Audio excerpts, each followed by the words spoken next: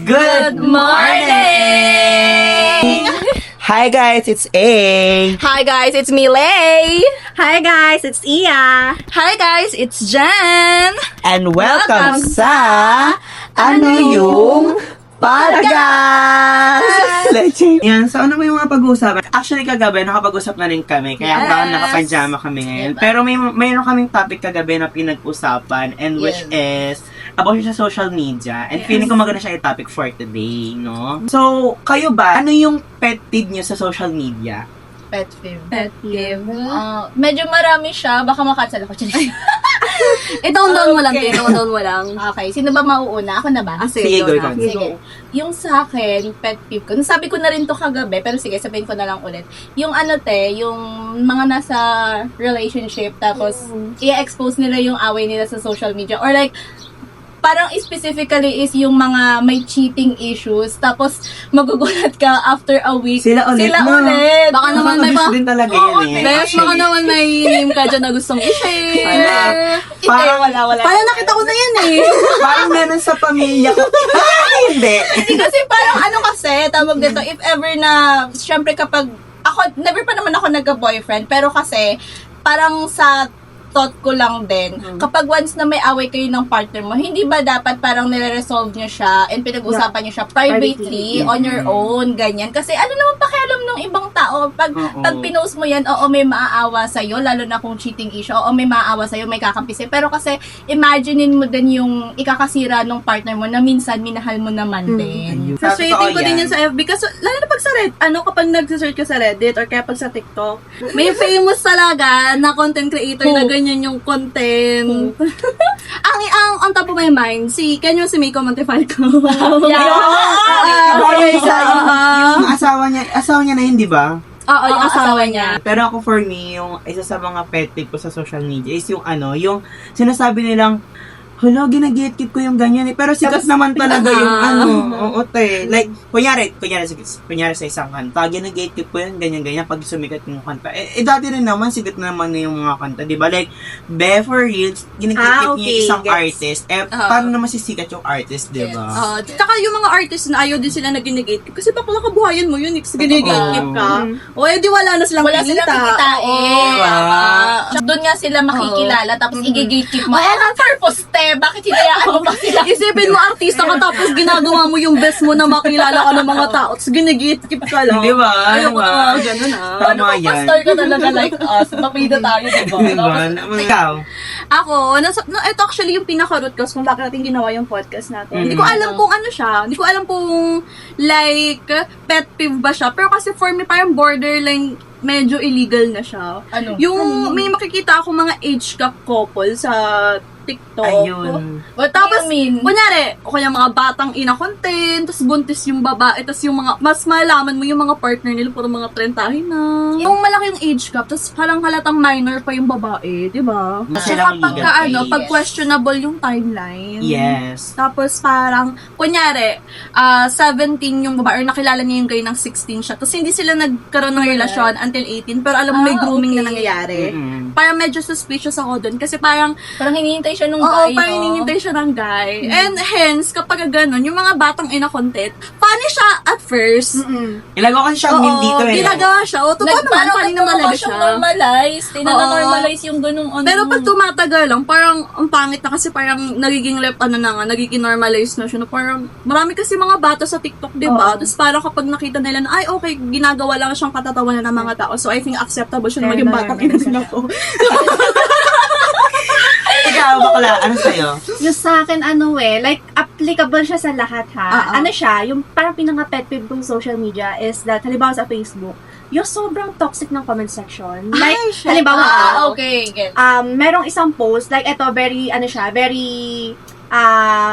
mga artists, sa mga social media influencers, like, magpo-post lang naman sila, wala namang anything cancelable dun sa post nila. Like, parang, they're posting lang like, a day in their life. Pero may pupunahin sila. Ayun, like, yung mga netizens, sobrang, nila, yung like, parang lahat pinapansin, tapos may comment lang ba, gano'n. Like, yung para lang mabash, for the sake of bashing lang talaga, gusto lang nilang parang, siguro, hindi nila gusto yung artist, ganyan. So, like, tapos ang sa akin lang, parang hindi nila iniisip na parang there's a real person behind that post. So, parang hindi nila iniisip na, May nakakasasaktan feelings. yun. Oo. Exactly. Oo, may So, like, masasaktan, may diba? maapektuhan. Actually, especially sa mga K-pop scene. Mm. Diba? Kasi, yung cancel culture. And Kasi- then, actually, sa Twitter, mas malala yung mga ganyan. Oo, mas sa malala Facebook, sa medyo Twitter. take paper. Sa Oo. Twitter, kasi mo lahat cancelled agad. Wala akong Twitter, so di ako sobrang na talaga kapag dating sa Twitter kasi lahat uungkatin nila, ganyan, ultimo yung result naman na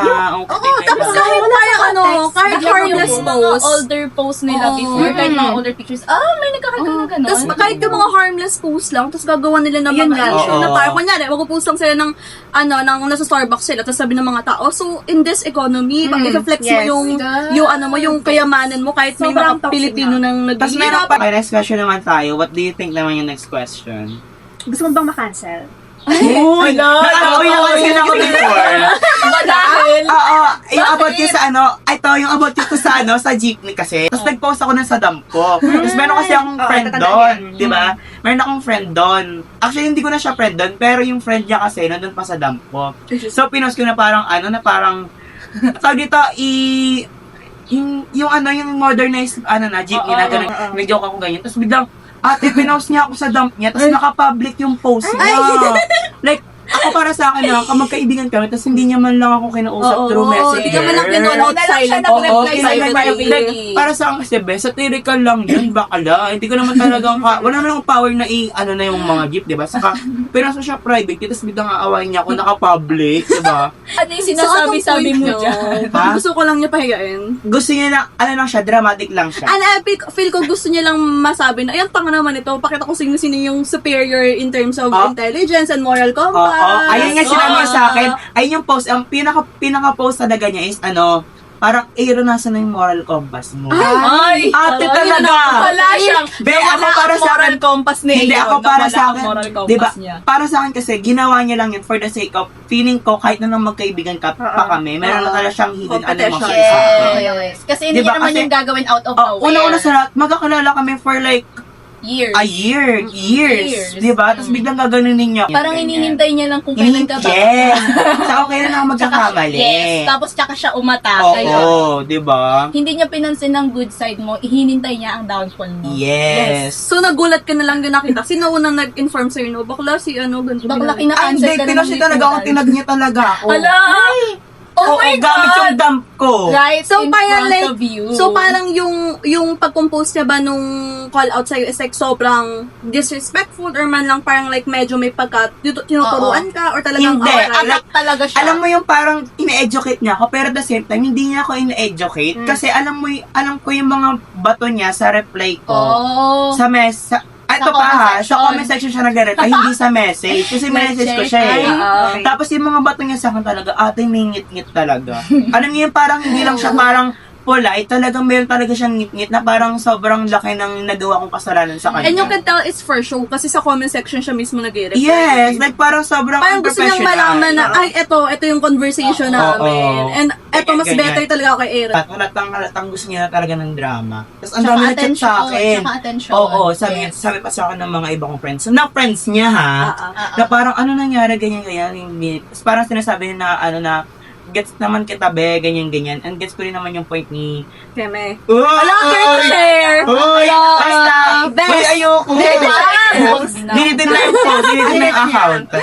Pero kasi, Kaya pag pinilit niya sa Aaron na sabihin yung pangalan nung girl or nung Ay, someone na yun, girl hindi ano daw. pang pinagkaiba niya doon sa gumawa nun sa kanya. yes. Sa bagay. Pero pangalan natin siya na Mr. S na lang. Kasi meron siyang superiority complex. So Okay. pwede. Diba? SC. About sa cancel.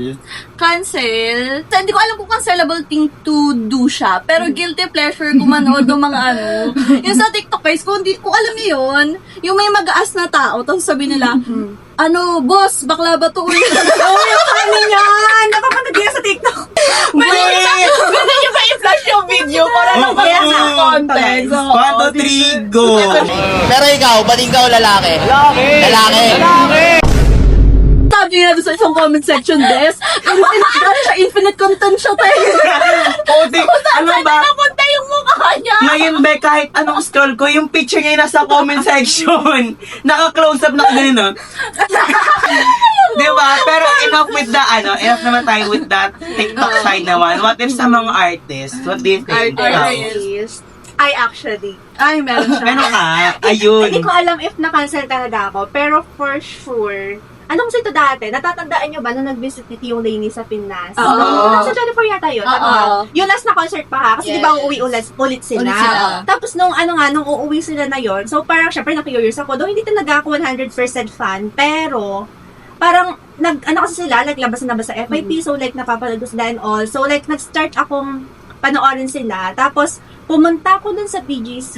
Ay, nakita na yan. Yung story mo na yan. Kasi yung Lainey, si Paul, tapos yung kasama niya, Jollibee crew. So like, Okay. pumunta sila doon sa Jollibee for like ilang minutes. Parang wala pa isang oras, sobrang bilis lang. So umattend kami. Pumunta ako doon, may kasama ako. Like, wala. I'm super unaware talaga. As in, super honest talaga. Hindi, unaware ako doon Sa issue nila. Sa issue nila. Oo, doon sa issue, Oo. lalo ni Paul, na nga siya, na Something. May something siya, may issue nga. Oo. So, nung time na yun din naman, like, kasi may mga nagsabi din sa akin, ganito, alam mo ba na ganito, ganyan yan? Parang ganon. So, like, parang naiba na rin yung way ng pakikinig ko sa music nila kasi nung aware na ako sa issue, ganun. Oo. Di ba sabi nila, ignorance is not an excuse. So, Oo. like, yeah, parang Oo. na-realize ko din na, yeah. Ako yung yung sa mga YouTuber naman yun, like yung, hindi naman sila YouTuber / artista, di ba? Kasi parang kasi sa akin ngayon, nakakatawa kasi talaga siyang tao, like for real. Tapos parang ang hirap kasi niyang hindi rin panoorin kasi nakakatawa talaga yung mga vlogs niya. Si Aris Gonzaga, di ba? Kasi siya, loyalist siya, ganon. Actually yung family nila loyalist, di ba? Pero alam mo yun, parang at the same time, katulad kay Maris Racal. Diba? Magkaroon siya ng diba? Pero kasi ang hirap niyang hindi rin panoorin kasi ang galing talagang artista ni Maris, diba? Tsaka matalino si Maris, ate. Yes. Alam niya kung paano gagamitin yung platform niya in a good way.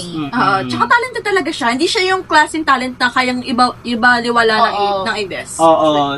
Pero minsan kasi yung mga tao rin, no, parang onting mali lang ng isang tao, parang lahat na Yun nga uupatin yun, nila, yes, diba? exactly. Lahat. Ang lala ng cancel culture, te. Oo. Let's talk about cancel culture. Well, pero wait lang. ang perspective ko kasi dun is, like, medyo deserve ni Maris yung ganong klaseng hate. Kasi totoo naman na may nasira na siyang relasyon. So, it's not good. Kasi may babae siyang nasaktan talaga. And, Ay, may jowa si Oo, meron may na jowa siya. Meron, nung time na yun. pero like, Tsaka at that the time- same time, dapat Oo. both hate din dapat. Oo. And siguro, if nag-repent naman Oo, siya, diba? wag natin siya idiin masyado dun sa issue. Eh, Saka ang nagbago problem din naman kasi sa ito. tao, kung sino lang yung kilala nilang mas sikat, Sikat. yun lang yung Oo. pinupunan nila. And Like, actually, kapag babae, usually, mas Yan, exactly. yes. Ayun Oo. lang ngayon sa media. Tapos alam mo yung yung magko-comment sila na parang si Maris, na siya, high profile na siya kumbaga in terms of showbiz. Tapos Oo. si Anthony kasi, matagal na si Anthony sa industriya, pero parang si Anthony kasi hindi siya nare-recognize, diba? Tapos parang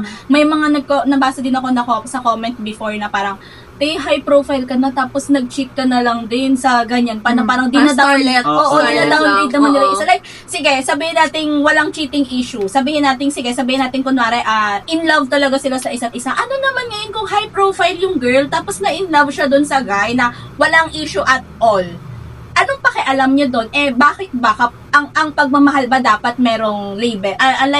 May halaga ba dapat? May price ba yan na dapat mamahalin mo lang kung sino yung katapat? This is out of cheating issue, di ba? Oo, pag walang cheating issue, sige, pabayaan yung magmahalan sila. Pero if may cheating issue at may nasaktan na ibang tao, yun yung talagang i-cancel Oo. ni Pero Fernando dapat Tonga. both. Pero dapat both. Especially kung meron silang partner both. Eto pa, pwede rin kasi yung yung parang, yung isa, alam niya may jowa yung isa. Tapos yung isa, alam niya rin naman may jowa. jowa yung Tapos isa. Ayun yung both pwede i-cancel. Pero yung isa, kung hindi niya alam, kayo ba sa tingin niyo, okay lang yung ganun? Kunyari ikaw, hindi mo alam. Pag unaware yung girl, Oo. tapos parang nagsisi naman siya nung nalaman niyang may and then sinabi niya dun sa original na Oo. girl, I think okay lang, Okay patawarin lang. mo siya. Kasi, Oo. kasalanan din ng guy na hindi oo. sinabi. So, Exactly. automatically Yeah. fall under Pero ang ng problema fault kasi yung guy. talaga sa social media, ididiin pa rin talaga na sa babae. Oo, totoo. No, It's kahit sa always mga the babae. movie, Oo, di ba? Kahit na yung lalaki may kasalanan. Oo. Di ba katulad Diba? nung yung pinaka-iconic na before nila, Christine, Angel Locsin. Si Ann Curtis, pati si Andy Eigenman. Ay, oo, Other Ah, Woman. No yes. Other Woman, di ba? Iconic. Oh my God. Diba? Wait lang. Lumabas ang lahat ng badi sa Speaking palabas of ng Other Woman. speaking of cheating, meron ba kayo sa showbiz na hindi nyo alam na yung relasyon nila is galing sa cheating? For example, Marian Rivero at Dingdong Dantes. Ay, hindi ko. Hindi mo alam. Hindi ko alam. Baka naman ako ang ilak sa CR ni Marian. Gusto mo malak ulit? Bayan ako sa CR. Bayan ako sa CR nung nakaraan. Kita nyo ba yan? Ayan o. Ayan. What the fuck? Ayaw niya mo. Grabe, sobrang traumatizing nito. Grabe, for like freaking 30 minutes, nasara ako sa CR. Tapos ang worst, natuwa lang yung mga tao sa Oo, tuwa pa. Diba? Grabe yung exploitation to. Grabe yung na-exploit nyo. Hello.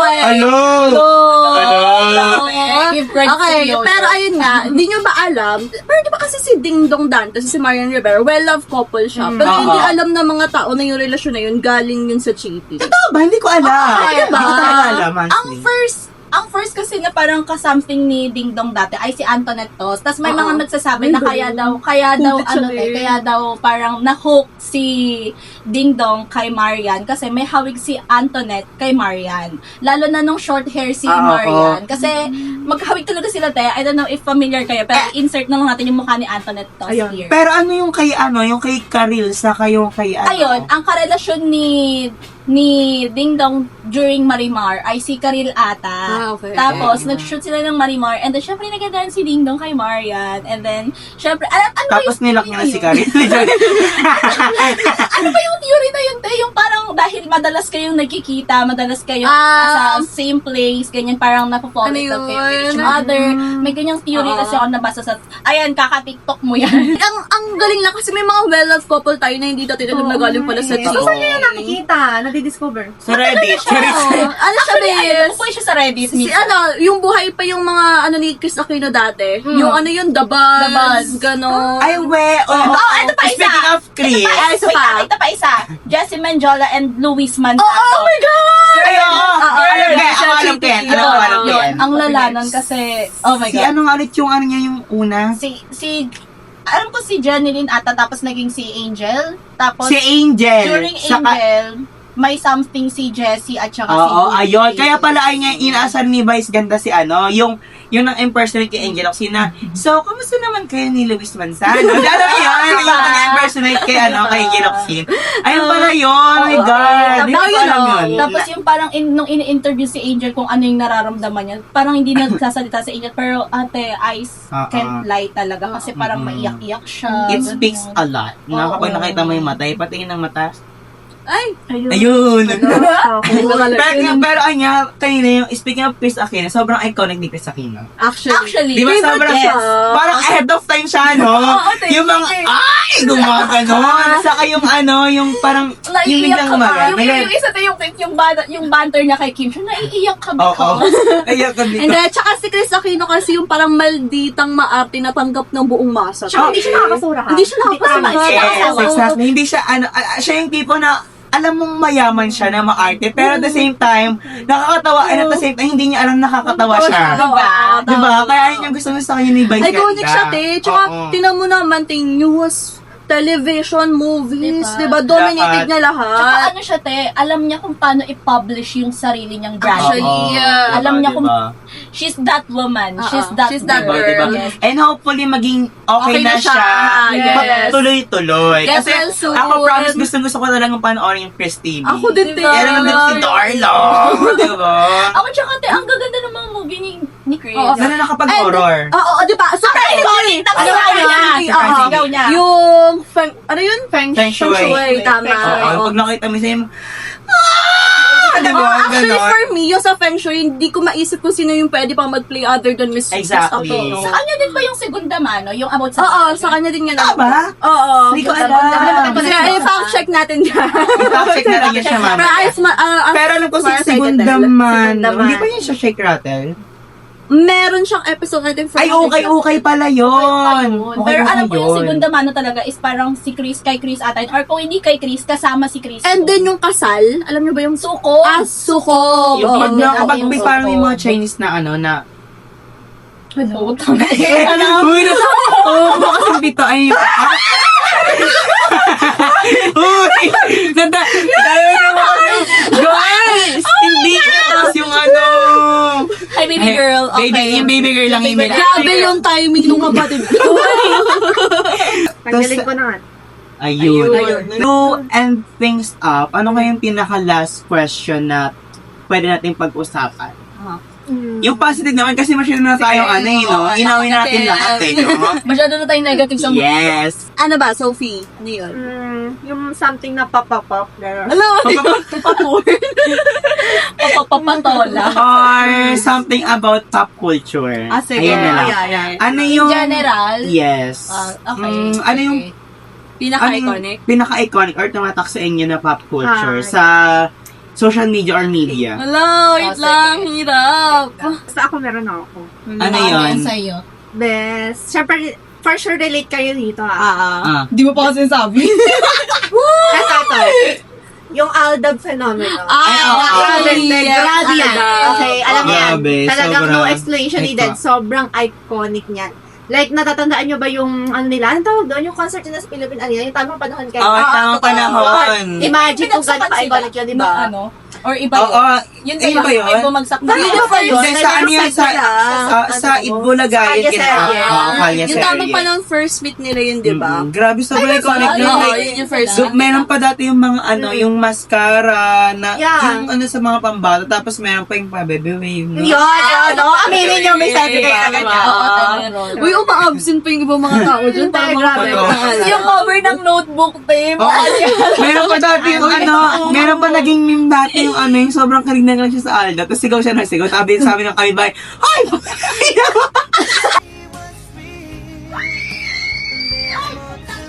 Oo. Alam yan. Meron yun. Ayan. Yes, alam mo, sobrang iconic na album. Until today, may kulto sila. Alam mo ba yun? Pero ayun nga, about ganun na nga sa ano, about sa political nga, ganyan-ganyan, no? Katulad ng mga tao ngayon, like, very unbothered sila, ganyan-ganyan. Noon, tapos ngayon, nagiging bothered na sila kasi sa mga nangyayari na ganyan. So, Oo. ngayon, kapag nagkaroon na ulit ng election, guys, please maging... Vote wisely. Yes. At saka, hindi lang naman to para sa amin lang na sumisigaw ng ano, 'di ba? Kundi para sa atin din naman lahat. Yes. So, 'di ba, at least maging ano tayo, parang hindi lang tayo maging makasarili Yeah. when it comes sa pagboto natin. Kasi unang-una sa lahat, yung isa, sobrang dami niya pwede maging katumbas. actually. 'Di ba? Tsaka ano, tawag nito, hindi sapat na araw-araw lang tayong nagrereklamo pero pagdating ng botohan, magpapauto ulit kayo. Yes. Guys, ang mga Tama. ang mga tawag yan, mga politician guys, hindi yan mga boyfriend nyo ha, na parang pag inuto ka, babalikan mo kagad. Yes. Kung ang boyfriend mo nagpapauto ka tapos magpapauto ka din sa gobyerno, edi ano na lang, be, saan ka pupulutin? Buti sana kung ikaw lang magsasuffer. Kung magsasuffer ang buong Pilipinas, no. No, actually. Yes. No. So, isipin nyo lang na hindi lang kayong tao sa Pilipinas, no? Dahil marami tayo Yes, marami tayong apektado. And every day, every minute, every hour, every seconds, may pinapanganak na mga bata ate, maawa naman kayo sa Diba? future generation. Sabagay, totoo naman, totoo. Saka naman for me, no, let's talk about naman sa mga matatanda, no? Like, for example, hindi, kasi parang for me kasi, yung mga matatanda, as long as sa tingin nila matanda sila, sa tingin nila, sila lang yung may Tama alam. lang, At tama, sila. yes. Eh kasi tayo, like parang, wala tayong choice, lumaban na lang tayo ng maaga eh.